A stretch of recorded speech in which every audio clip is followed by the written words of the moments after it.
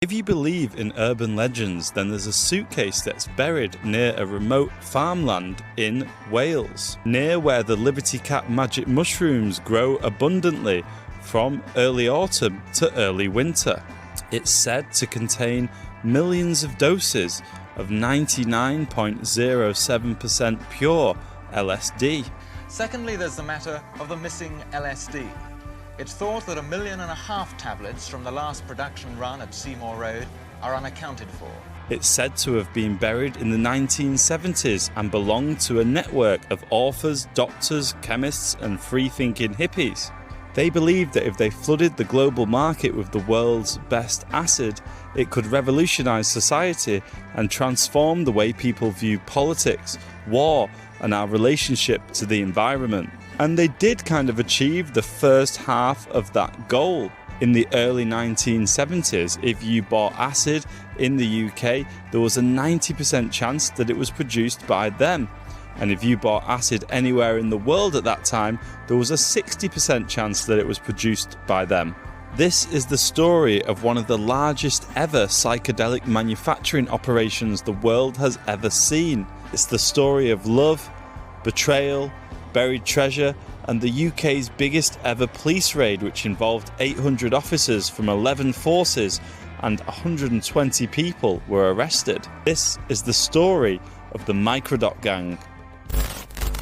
Hi, I'm James Wyllie, and I'm the author of the Microdot Gang, the rise and fall of the LSD network that changed the world. So the top line for this story, I mean, there's so many elements to this story, but I guess one of the top lines is that during this period in the 1970s, if someone bought LSD, there was, if they were in the UK, there was 90% chance that it came from this one particular group of people that were producing it. And then globally as well, they say that it's a 60% chance. So do you think that that's accurate? Yes. Yes, I mean, all the evidence suggests that. Their microdots, hence the name the Microdot Gang, were completely new. They were a novelty that they invented. So what is a microdot? Well, it's like, I mean, I'd say it's smaller than an M&M. I was going to say Smartie. But, so you could fit maybe 2,000 in a matchbox. That small. So obviously in terms of distribution and incredibly easy to move around. These yellow and green ones are the famous domes, and the little black ones are the microdots. Any one of these little packets contains about 1,000 doses of LSD. Yeah, so they're very, very tiny, and you just, pop them. So it's a highly condensed pill. Yeah, from the original, what would be a liquid. Yes. Because when LSD first appeared, yes, as it were recreationally, yes, it was in liquid form. And people would put it in a sugar cube. Yeah, or, or get a dropper, dab a bit on your tongue. Yeah.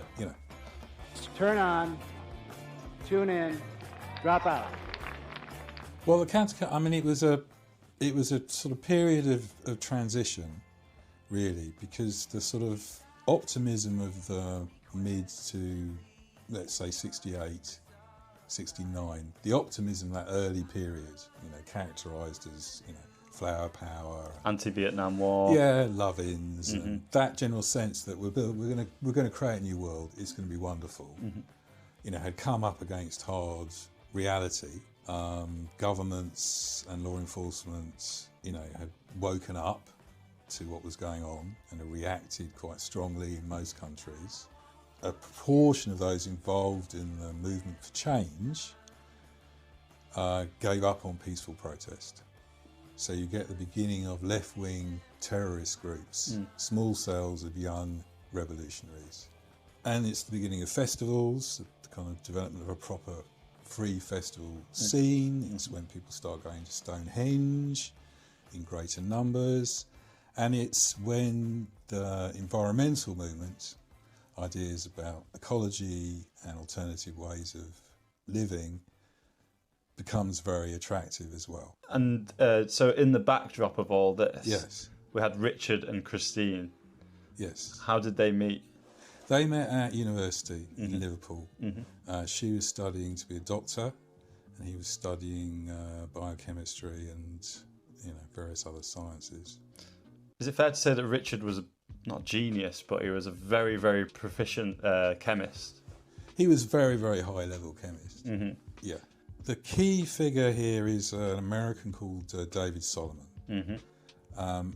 And in 1966, when LSD was criminalised in America, he left for Europe. And he ended up in Cambridge, or just living outside Cambridge, at the same time that Kemp was studying at Cambridge. They were sort of on the same sort of academic scene, were Well, Solomon was looking for chemists. Yes. Solomon was interested in trying to produce synthetic THC. Yes. So basically he realised that he had a chemist that he could potentially create this synthetic cannabinoids with. Yes. But they ended up producing LSD instead. I mean, he you know, a lot of people involved in the Cambridge scene and the counterculture around Cambridge kind of gravitated to this guy's house. So Kemp comes into this environment. They ask him to have a go at LSD. He doesn't do a very good job. And the Brotherhood of Eternal Love's genius LSD chemist was flown over to teach Kemp. There's an American called Richard Stark. He'd been in Europe since the mid-60s and had made an awful lot of LSD in Paris during 68 and 69. So Solomon met Stark. Stark and Solomon met Kemp. And Stark said, all right, you want to make LSD. Okay, well, you come to Paris and I'll show you how to make LSD. You make LSD for me. So suddenly, you know, back in the UK, there they are with all this LSD that they've got. Well, what are we going to do with it? We're going to have to sell it. We're going to sell all this LSD.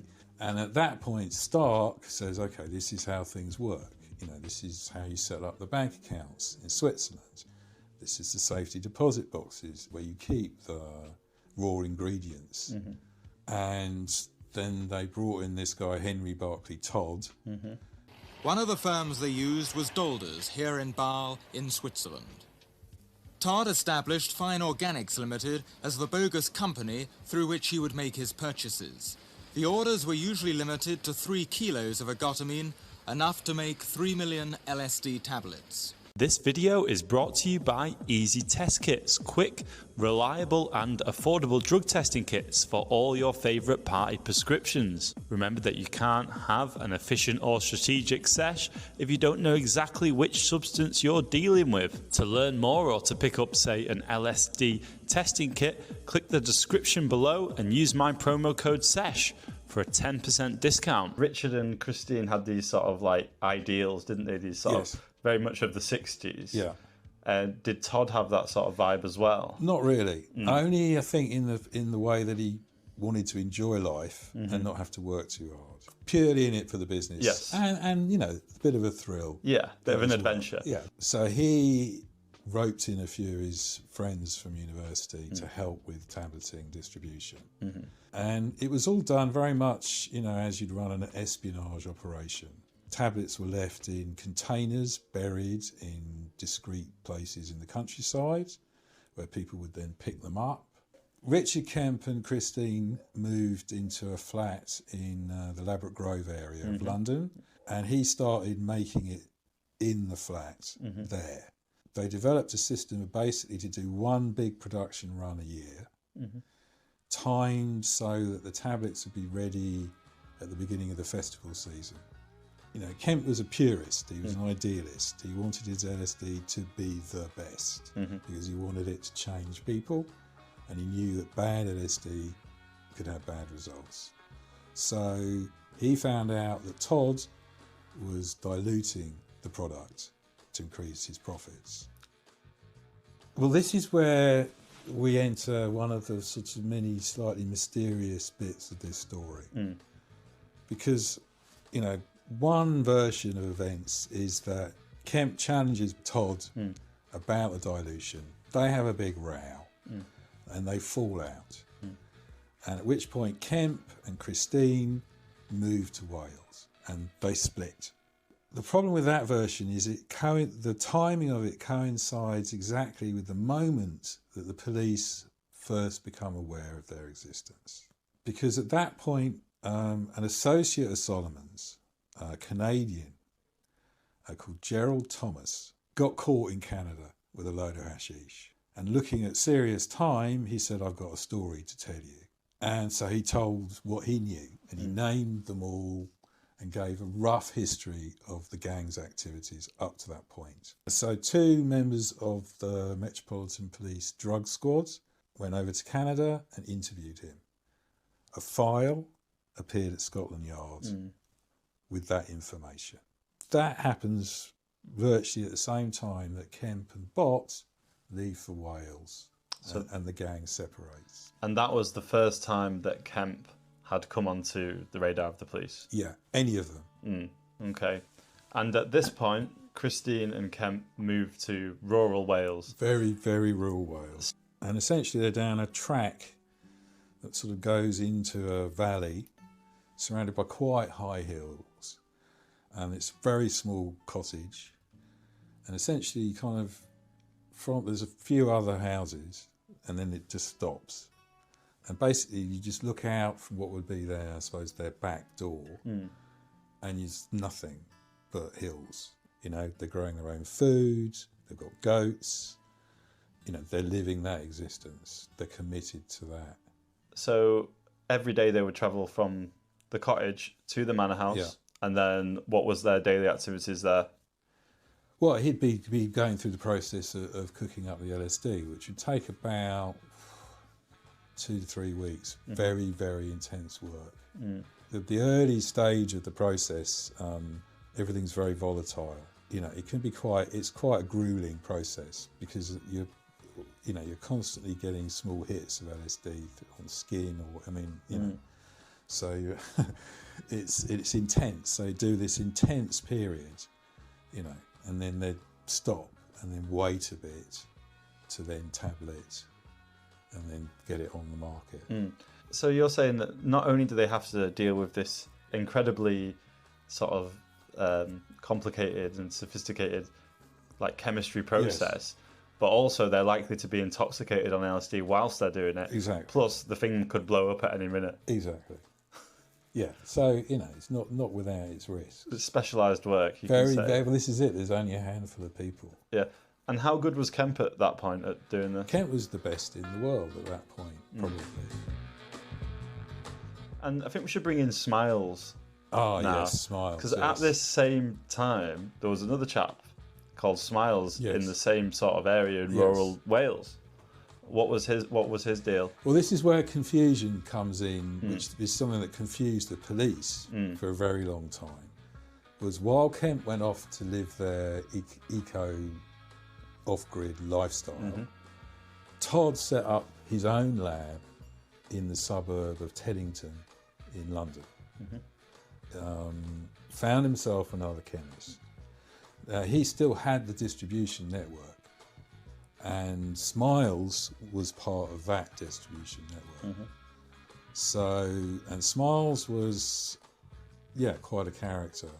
He was rare in that circle for being working class and a slightly petty criminal background. But had one of those LSD revelation moments when he first took it, and he suddenly thought, what am I doing? This is no way to live. So he'd had a revelation of Smiles, again, following this kind of move to the country, because he'd lived in Birmingham and London. So he's a sort of a bit of a sort of character. He's a bit of a lad, you know, comfortable in the betting shop and down the pub. By all accounts, he was very charismatic. Smiles taking a group of friends to the races, and there was a horse running there called Cannabis, and somebody shouted at one of the bookies, "What price cannabis?" And Smiles said, "Oh, in Sunday we 10 quid an ounce." There's another story about a local chap playing cards with Smiles, and it got a bit late. And he said, "Hey, what time is it? I've got to go home."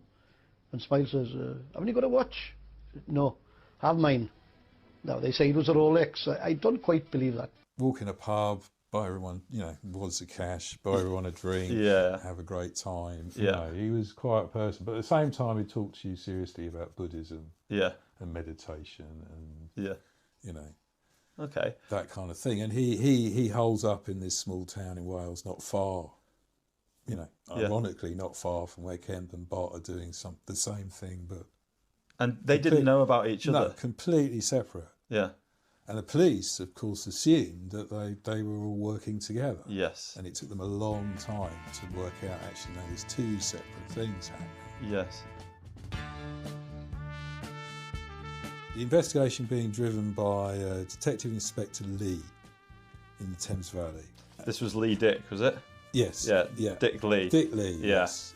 He was an old school detective. Old school copper, Yeah. pipe and slippers, Yeah. pint of bitter, but a humane guy and a very dedicated man. And to him, you know, I mean, the thing is, when the police show up, you know, at an LSD overdose or, you know, someone freaking out or whatever, that's what they're seeing, you know. And so for them, it was like, well, you know, it's wrong, it's bad, you know, there's a reason to stop this, you know. And being a thorough cop, once he got hold of this thing and got a sense of the scale of this thing, he just kept at it. Once this operation was up and running, they were supplying the best quality acid the world had ever seen at the time.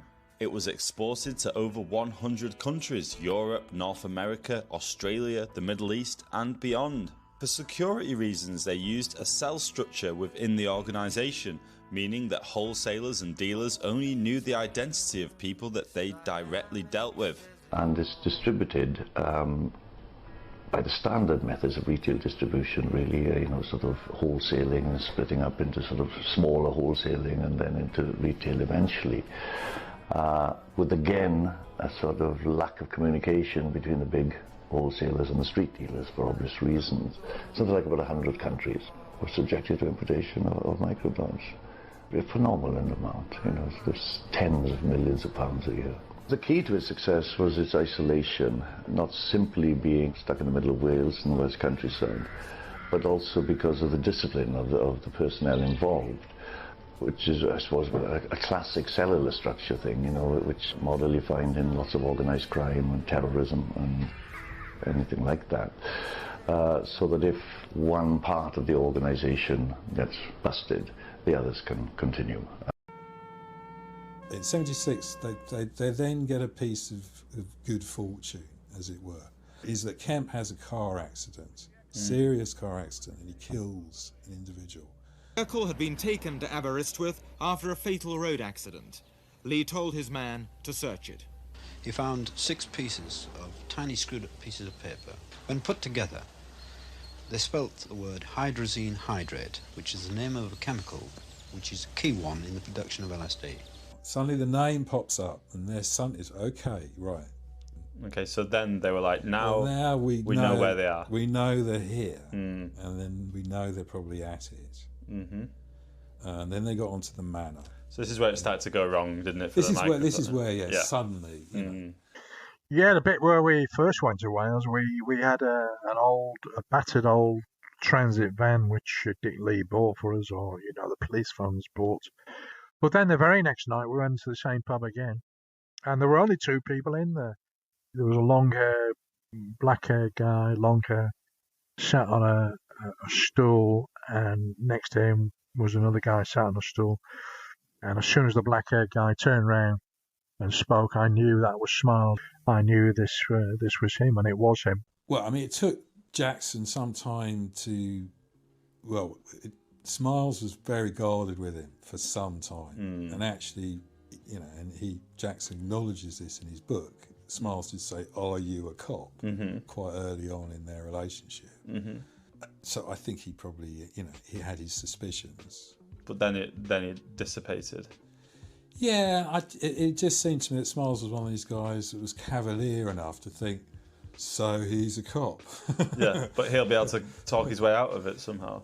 Yeah, he'll be able to talk his way out of it, or fool him, or, you know, or it's just amusing to be handing a very large chillum to a man that you know is an undercover policeman. Well, that was the thing with, like, Bentley Jackson. He started having an identity crisis, shall we say, where he started questioning his loyalties at some point. Yes, I don't think it lasted very long. Yeah. You know. The way he says it is that he had a moment where he was about to tell them that he was about to tell Smiles that he was a police officer. Yeah. Then he thought the better of it. Thought the better of it. That's what he says. Yeah. Well, I can understand that. Yeah, but then also he was enjoying the life, the Wales lifestyle. No, he was having a great time at that. He was swimming in the river every morning. And, it was all, it wasn't bad at all. You know, I got to a stage with thinking about the job as a whole. Do I want to carry on? We found a place to sleep in the van by a stream up in the mountains. You know, that kept us reasonably cool, and we could wash in the mornings in the stream. Yeah. And we had a little primer stove, so we cook up in the back of the van and cook ourselves a breakfast. And how long did the undercover operation go on? Well, I mean, it was nearly 2 years, really, from the very first undercover work and the bugging of phones. Because there's there's a separate investigation going on in London, even though at this point Lee is convinced they're all working together.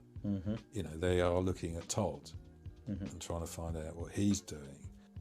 Around the same time they work out he's in Teddington and he's got a lab in Teddington. Okay, so how did that operation? How did these operations come? These two police operations come together?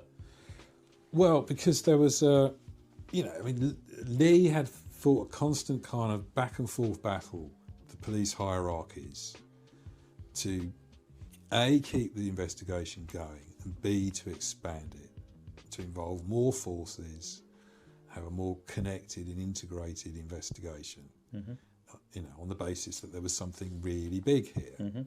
And he kept getting blocked or bumps in the road or whatever, but slowly it did build. It became known as Operation Julie. Just named after one of the officers. One of the officers who was stuck in the Welsh cottage. Later became a famous Clash song. Indeed.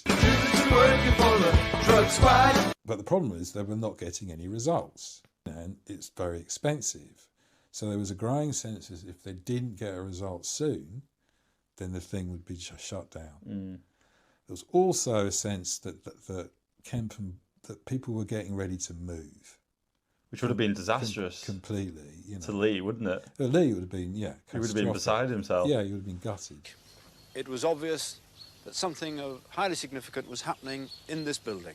I gave the order to the watching team, break in. We've got to satisfy ourselves one way or the other. That crunch involved the biggest police operation ever mounted. 800 officers raided 87 houses all over Britain. In all, 122 people were arrested. Over 1 million tablets were recovered and enough material taken to make another 15 million. 800 police officers acting simultaneously at 5 a.m. on the 26th of March and executing some 83 search warrants issued under the Misuse of Drugs Act of 71. The raid was immense, 800 police officers and so on. How did that play out? They were very carefully timed to happen as simultaneously as possible. So obviously the focus was hitting the house in Teddington, where Todd had his lab, and where Todd was living, and where the chemist was also in residence, and the farmhouse, plus Smiles, plus dealers and all suppliers. These peripheral people. Yeah, I mean the original guys who tableted in Reading. They commandeered the digger. The police took the digger over, and they dug the well out. Something like that sticks in your mind, like. Okay, so they had this huge raid. Yeah. Everyone got arrested. Yeah. What did they find?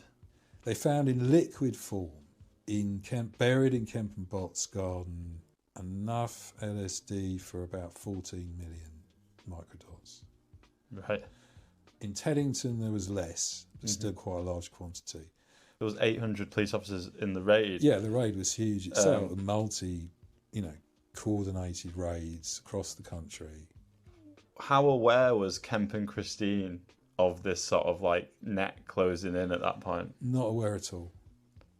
None of them. I mean, I think Todd got a sense of it, but no, they had no idea. I mean, when the police turned up on their doorstep at 6 a.m. or whatever, Kemp was completely relaxed because he knew there was no LSD. He didn't have any drugs on him or in the property. And he just assumed he'd be out by lunchtime, sort of thing. They were remarkably calm about it. I think possibly they knew in the back of their minds that you can't do something for 7 years and just get away with it. And Smiles was just drunk. Smiles was just, yeah, Smiles had no, you know, but I think, you know, in a sense, I think Smiles was one of those people who was always going to take being arrested and sent to prison as sort of, well, you know, that kind of comes with the territory in a way. I still had a full beard and hair was shoulder length. Yeah. And Smiles looked at me for a split second, a second or two. And then the penny dropped and we hugged. I said to him, "I have no hard feelings, man." And he said something like, "Well, it's all part of the game. It's all in the game." It came as no surprise to me when they appeared at my cell door in Swindon. No surprise whatsoever. He says that there was hugs. There wasn't hugs. Believe you me, there was not hugs. What happened once they were arrested and taken in for questioning, various people gave up the locations of stashes. So these, you know, places in woods, in Berkshire or Oxfordshire or wherever, you know, where the police would go and dig a hole and find like a cornflake packet full of, you know, 500,000 tabs, you know. And by the time it got to court, what, for instance, Christine and Bot, and how did these characters plead at court? Well, I mean, you know, they not guilty really wasn't an option, you know. You know, so it was a question of how much people were prepared to cooperate in terms of what they could give the police. So the press were painting the characters in this as the villains of the story. Yeah, yeah. I mean, not just villains. I mean, these are people out to destroy society and wreck the minds of innocent young people. And again, it's what's interesting, and this came up in the trial of the Angry Brigade as well, the kind of only left-wing British terrorist group of the era. Was that the crime wasn't so much, you know, you've made drugs, right?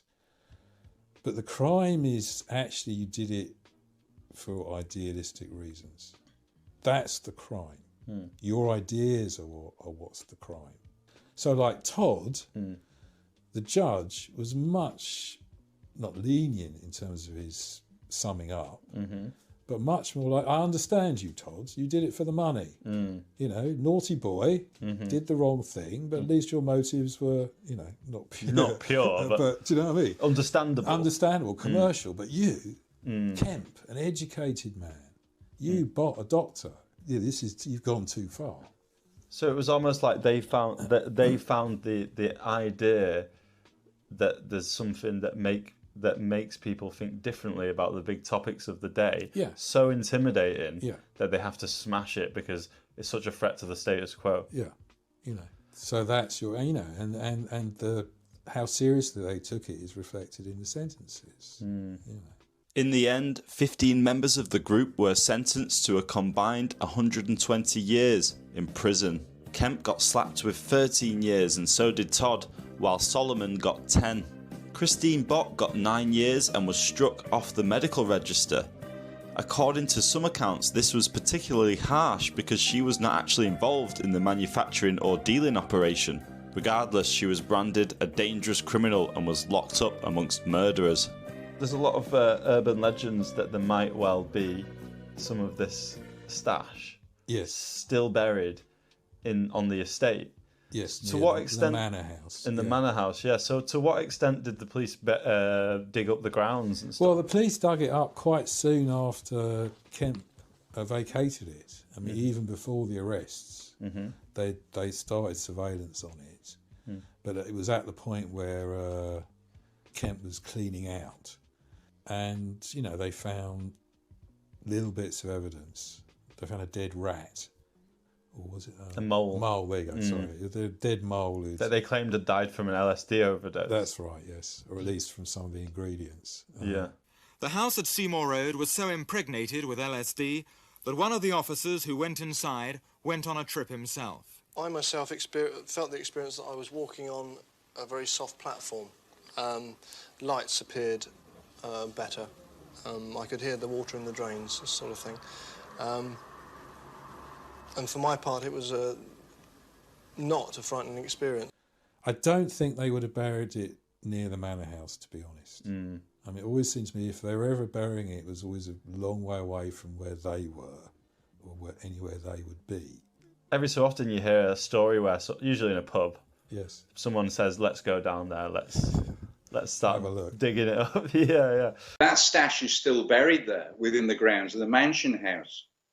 Okay. So then I check with a former colleague and I say, hey, was a thorough search ever made of the grounds of the mansion house? His answer was no, because of the passage of time. Do you think it's true? Do you think there could be millions of doses of LSD? I certainly think if you're looking in sort of Berkshire and Oxfordshire, you might find some on Clarkson's farm. I don't know. So, and because the compounds of LSD is so stable that it would outlive humans. Yeah, it shouldn't go bad. It should still be all right. So if anyone in the comments finds out, just drop it in the drop the coordinates in the. No. Don't do this at home. You know. As part of the debriefing, did you get any support at all? Was there a debriefing? There was no debriefing. That was no debriefing. No debriefing. No support. No debriefing. I think a lot of Steve Jackson stayed with me for many, many years. And Dick Lee. Yes. He retired after that, did he? Or? Yeah, well, this is it. He was pissed off. I mean, there were all these stray leads and strands of this investigation that, he wanted to know more. He said, what was the connection with the Americans? What's the main unanswered questions? Well, I mean, one big unanswered question for me is the fact that there's a whole trove of documents, files relating to the case, the prosecution case, the case against them, that are sealed and have been sealed for 100 years, which is very exceptional. Now that's done on the basis that the release of those documents could endanger someone living. So, there's that. Why on earth? What is it that's involved with this case that could possibly warrant slapping a 100-year seal on it? We'll put a description down below, but I believe the paperback's out. That's right, the end of July. It's a couple of months. Yes. Yeah. And normally I say, where can people follow you? But I don't think there is anywhere, is there? No, I have to lurk in the street and just follow me, Okay, well, it's a great book and a great story. Thank you. Description's down below if anyone wants to buy it. And thank you very much for taking the time. Thank Appreciate you. that. Cheers. Lovely. Richard Kemp now keeps a low profile, but we do know that as of 2022, he was living a quiet life in Spain. David Solomon died in 2007, aged 81. Christine Bott also died in 2007, aged 62. Henry Todd died last year, 2025, aged 80. And Smiles, real name Alston Frederick Hughes, also died last year, aged 78. Rest in peace to these psychedelic visionaries. They may be gone, but their legacy lives on. The incarceration of the Microdot Gang marked a turning point in higher-level drug trafficking, as the hippie ideals of the 1960s became a distant memory and the aggressive rebellion of the punk movement took centre stage. The idealistic, peace-driven drug traffickers of that era, with all their hopes of cultural and social revolution, were replaced by highly violent operations conducted by hardened criminals, many of whom had met the hippies in prison and had become astounded by the sums of money involved in their drug businesses. When they got released, they left their armed robberies behind to focus on the drugs trade. But for them, unlike the hippies, there was one aim and one aim only: to make money. If you find these videos useful or interesting, hit the bell notification. You can get them on Spotify too, and I'll see you on the next one.